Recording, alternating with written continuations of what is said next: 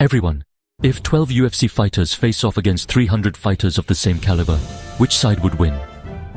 Here, let me introduce a Korean general who defeated a Japanese navy of about 300 ships with just 12 ships. In 1579, the Japanese navy was considered the strongest in the world until they faced Admiral Yi Sun-sin. Admiral Yi Sun-sin was a brilliant commander who achieved 23 victories in 23 battles against Japan, knowing how to win each time. What's even more remarkable is that there were almost no casualties on the Korean side after these victories. The battle began amidst roaring waves and fierce winds.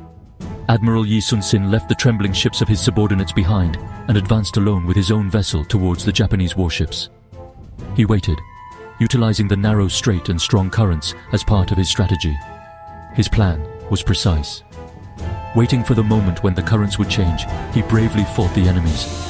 The enemies fell into the trap, and their warships began to collide with each other, becoming uncontrollable. Impressed by Admiral Yi Sun-sin's bravery, his soldiers began to attack the enemy, and the Japanese forces, who had experienced continuous defeats, lost their will to fight due to the fear of another possible defeat. After suffering a devastating defeat, the Japanese were ordered by Toyotomi Hideyoshi to avoid any further naval battles with Admiral Yi Sun-sin. This decision changed the course of the Imjin War, and with their sea supply lines cut off, the Japanese ultimately faced defeat in the war. The movie The Admiral Roaring Currents, which was watched by 10 million viewers in Korea, tells the story of Admiral Yi Sun-sin. If you have the chance to watch this movie, remember this.